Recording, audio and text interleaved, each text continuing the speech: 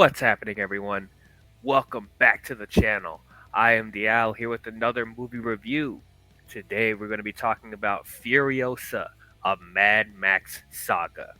I have talked about the previous Mad Max films, so if you guys haven't seen my reviews for those, check out my channel. It is on a playlist called Mad Max. But let's not waste any more time. Let's get into Furiosa. So, my experience with the Mad Max films have been very hit or miss. Um, if you guys have seen my reviews for the previous three movies, I have not loved the first three films. I really couldn't get into it. George Miller does have a unique vision for those films, but I feel like it wasn't fully realized with the first three movies. Like I just couldn't get into the world building or the character development. But I do think that the action, the car stunts, the aesthetic of the post-apocalyptic world, he did help to bring that into the mainstream. So I could always respect those. It wasn't until Mad Max Fury Road where I really loved that film. I really enjoyed what he did. He fully got the budget that he wanted to. He was able to fully see his vision through with Fury Road. And not only is it my favorite Mad Max film, it honestly will probably be one of my favorite films of all time. It's one of my favorite action films I've ever seen. So, a long time ago, they were talking about doing a spin-off from that, focusing on Furiosa. Now, I loved Furiosa from Fury Road. I thought she was great.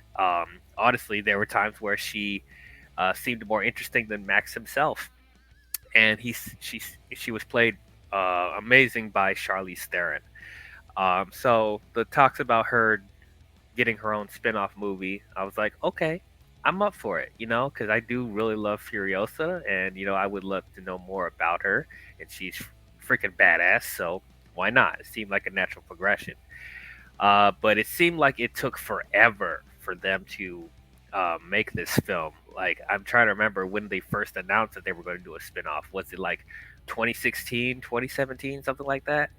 Because the Fury Road came out in 2015, but it just felt like forever since they first announced it. So I think people even forgot that George Miller was working on this film.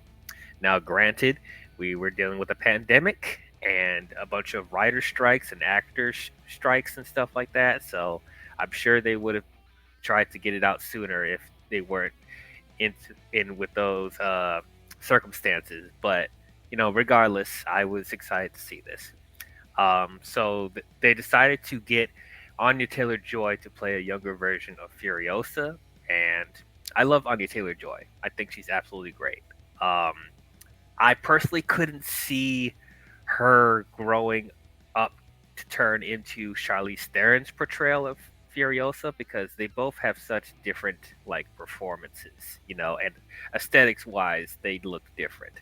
So, I was still excited to see what Anya was going to do in the role, but I just had some apprehensions that will she be be able to emulate what Charlize Theron did with it. And also hearing that Chris Hemsworth is going to be the main antagonist of the film, I'm actually interested to see that because I rarely see Chris Hemsworth in a villain role, so I was excited to see what he was going to do with that. Um, Seeing the trailers for this movie, it looked really, really good. Pretty much looked like it was, picking up right where Mad Max left off as far as aesthetically, cinematography wise. Like it felt like we were back in that world that I loved from Fury Road. So, and it looked like Anya was going to do a very interesting job. And surprisingly enough, when I first saw the trailers, I didn't realize that was Chris Hemsworth. Because the makeup job and the heavy Australian accent, like, it really took me off guard. So at first, I didn't even recognize him. So I was very, very interested to see what he was going to do. Um, and then one thing that kind of gave me a little bit of pause was how long the movie was. The movie is 2 hours and 28 minutes, which is like the longest Mad Max film. And I personally don't understand. Like movies today want to be so long when it's unnecessary. Look, that seems to be a trend like recently. Kingdom of the Planet of the Apes was 2.5 hours. The Dune was like 2 hours and 45 minutes. the Batman was like close to 3 hours. Um, Recently, probably the only movie that like didn't bother me that it was like 2.5 hours or close to that was Guardians of the Galaxy Volume 3, and I think Spider-Man Across the Spider-Verse was like 2 hours and 20ish minutes, and I did feel the runtime of that. But like nowadays, when movies are like going over 2 hours, I really start to feel it. So I don't know. I just why does a Mad Max film have to be that long? Because the previous films weren't that long either. Fury Road was like straight up 2 hours. So like I don't know. I guess that George Miller had a lot of story to tell with Furiosa. I don't know. Does Furiosa warrant having the longest film? I don't know. Only time will tell. So sitting down and watching this opening weekend, I really enjoyed this film. I thought it was such a blast. It felt so good to be back into this world, and there's a lot of expansion on the world that I haven't seen from the previous four movies. Like even Fury Road, they expanded on stuff that that Fury Road didn't go into, like as far as like how the world works, how they get their resources, their different clans and stuff like that, and like the tribalism and factions, all that stuff. I thought that that was really cool. That was really cool, and overall, it was such a blast. This is the type of stuff that I want to see from the Mad Max movies. I feel like this world is fully realized now. Um, and as far as the characters, I think that they are so much more engaging than they were in the first three movies. So I'm just glad that George Miller was able to, make the movies that he wanted to make. And I'll say up front that Anya Taylor Joy as Furiosa, I thought she was really, really good. She did prove me wrong. Of course, I would expect Anya to be able to do a role like this because, like, she's very versatile when it comes to the roles that she chooses. Um, and this is probably the most intense I've seen her in a film as far as being a full-on action star. Like she did a really, really good job.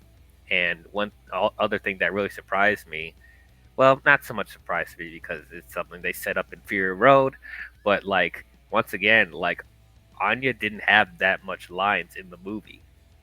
She had a few lines here and there, but for the most part, like she was violent.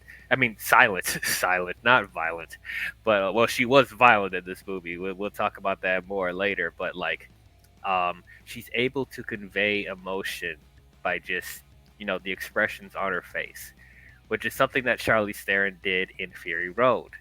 Like she didn't have a lot of lines in Fury Road either, and she was able to convey emotion from her facial expressions too. And so I'm glad that they carried that on with this movie as well. And it was very interesting to see um, her from her upbringing, because we see her when she's just a little girl, and like seeing how she started out to where she ends up. I thought it was a very, very interesting progression of her character. Like she ends up being way different than how she was as a little girl, and then not don't want to spoil too much from the film, but just also finding out that there are lands in this post-apocalyptic world that actually has plants and food and resources, green, like everywhere. So it was fascinating to find that out that that there are lands like that that aren't like complete wastelands and deserts and stuff like that. So that was really, really cool. Um, so let's talk about the antagonist of the film, the main antagonist, Chris Hemsworth. Man, he was so good in this movie. I completely forgot that it was Chris Hemsworth. Like it was he put on a performance like I'd never seen him do something like this before, where he felt like he was a completely different person. And it's like I couldn't recognize him through the giant beard and the makeup, the big nose, and like his heavy Australian accent. Like, at face value, you would think that's kind of goofy, and yeah, it definitely had its silly moments. Like he didn't take the role like completely seriously, but like I bought it, like even though he was playing it a little silly in places, like he was having fun with the role, but at the same time, like I took him seriously as a threat, as a villain. Like he actually seemed imposing. So it was great to see him balance those two things really well. Honestly, he was probably one of the biggest standouts of this film, and I'm hoping that he plays around with being a villain in other roles as well. Like, of course, we're used to seeing him as Thor and stuff like that, but I actually would like to see him more in villain roles like this, because I think it just works for him really, really well. Um, the other thing I was interested to see that we're getting more development with Immortan Joe, who was the main villain of Fury Road, and his sons Rectus and Scrotus. I keep forgetting that's the names of their sons. That's so crazy. But like um, in Fury Road, Immortan Joe, like he did have some speaking lines here and there, but he didn't talk that much. So it did take me off guard. Like he was actually like he had a lot of lines in this movie, um, and he's actually having these conversations with his people, his sons, Dementis, like all that stuff. That was really really interesting to see. Like actually seeing Immortan Joe more as a character and yeah, as a person than just being this intimidating, scary looking overlord that doesn't speak that much. So that was good to see. Once again, the action scenes in this amazing. It's so great. I think George Miller has some of the best car action scenes in the film, and it carries on here. Now, one thing that I did notice about this is that he's using a lot more CGI in this than he did in Fury Road. Now, there's still plenty of practical stunts in here, but in this one, you could tell more that he's relying a little bit more on CGI, which is not really a problem because it doesn't look bad. But it's just when you're used to seeing George Miller do a bunch of practical stunts in the previous films, I think just him using any type of enhancement with the CGI, like you will notice that instantly. Even if the CGI doesn't look bad, because the CGI doesn't look bad here, but it's just I wish that he was still able to use more practical effects, like that was a little bit more consistent with what he did in the previous films. So while I did really enjoy this movie, I didn't think it was better than Fury Road. I honestly think that Fury Road had a more consistent plot, and there was some there were some things that as far as the story in this that did there was some stuff that didn't really add up as far as motivations of characters weren't consistent. Like for I'm not going to spoil what happens in the movie, but like Dementis like makes certain deals with Immortan Joe, and then in the next couple scenes later, he goes off and does something completely different after he makes an agreement, and there's not really an explanation why. There are the passage of time is not completely clear in some places, like as far as like how we follow Furiosa, and it's like where she ends up being with being enslaved by Dementis, and then how she eventually gets enslaved by Immortan Joe, and then she runs away, and then comes back, and then it's like nobody nobody like notices her, um, you know, returning as a disguised as a different person. It's those type of things. Like it's like she disguised herself as a different person in this movie, and like nobody catches up on like how she looks, or don't realize that she's gone in certain moments. It's that type of stuff that was a bit confusing in places. Um, Surprisingly enough, the pacing didn't bother me that much in this, because it did have a good pace. Like I didn't start to feel the runtime of this as much as like other films. So I thought that would be a worry, but actually it wasn't that bad to me. Um, but yeah, and then yeah, as I said, the practical stunts. I wish there was a little bit more practical stunts in here, even though the action was still really really good.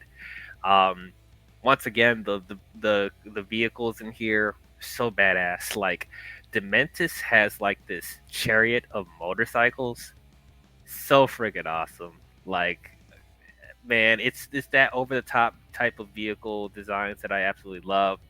And then there's this chrome eight. There's like this chrome looking 18 wheeler with like these like carvings on the oil tank and stuff like that. That was a really cool design for a truck. Um, and yeah, just like that's another thing I noticed. Like there are some cool designs of vehicles. Oh, and of course the Furiosa with like driving like this classic monster truck looking thing that you see in the trailers. Like that looks really good. Um, but yeah, so I wish there was a little bit more cooler designs because there were so many cool designs in Fury Road and stuff like that. So there were still some cool stuff in here, but I wish there was more of it in this. It felt like they were pulling back on that a little bit. But overall, I really did enjoy this film. Like, if you are a fan of Mad Max in general, and especially if you're a fan of Fury Road, I definitely think that you'll enjoy this. And I think after watching this movie, Furiosa may end up being one of my favorite female action stars in film. I'm not gonna lie. I really enjoy this character. I think she's very interesting. I think she's great. I might put her on the pedestal with the Sarah Connors and the Ripleys and the all that type of stuff. So I think she's very good, and I'm hoping that uh, George Miller's able to do more with her and with Max because we eventually got to get to Max again because it's his franchise. But like, I'm interested to see what they do with her character going forward. But honestly, that's kind of a question mark now because this movie didn't do very well opening weekend. Like nobody went to see this, and that really shocked me. Because I know I know Fury Road didn't do like amazing at the box office, but like it got Oscar nominations. Like it had a really high audience score and critic score. I don't understand why this movie didn't do very well. Was it because there was too much of a gap between this film and Fury Road? Um, or the real question is, like, even though Furiosa was a standout in Fury Road, did people want to see a spinoff with her? Like, were people interested in seeing that?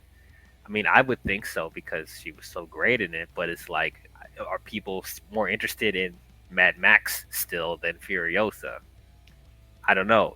This is it the state of movie theaters now? Like, are people wanting to go to the movie theaters now? Uh, you know, like outside of the big blockbusters and big franchises, are people wanting to go to lower lower lower? I mean, I wouldn't say like Mad Max is like a lower in the as far as blockbusters, but like I guess I would say that because like I don't think it like hits the pop culture as much as something like Marvel or Star Wars or Jurassic Park or something like that. But like, it really comes into question, um, it just blows my mind, honestly, like that this movie didn't do better than what it did. Like, what was it, like a $20 million opening weekend? That's not good.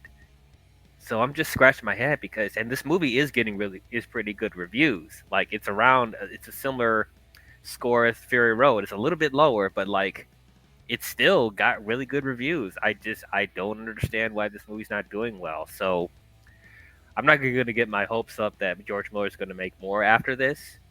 Yeah, if like as I said, if you guys enjoy the Mad Max movies, if you really enjoy Fury Road, you guys need to go see this in the theater. Go support it. If you want to see more from this franchise, go see it. I definitely think it's worth your watch. And I think Anya Taylor Joy did a really good job as Furiosa. I thought Chris Hemsworth was great as Dementis. The action scenes were really good. Yes, there was some stuff storyline wise that wasn't the strongest, but there was enough there where it's like I was invested in what was going on. Um, yeah, there was more CGI than I would like in these films, but still very entertaining action scenes. Um, so I will give Furiosa, a Mad Max Saga. I'll give it a B plus. Yeah, it was a really really good film. Go see it. But those are my thoughts on Furiosa, a Mad Max Saga. What did you guys think about it? Did you guys love it? Did you guys hate it? Did you guys think it was okay? How does it compare to the previous Mad Max films? Are you guys going to go see this in the theaters if you haven't seen it? I think you should. But comment your thoughts down below and let me know. Um, so yeah, completed talking about all the Mad Max films. If you guys enjoyed this review, please don't forget to leave a thumbs up and subscribe to the channel. And don't forget to hit the bell if you want to be notified on future videos I'll be doing. But that's all I have for you Mad Max fans, and I will see you guys next time. Talk to you guys later. There is no hope!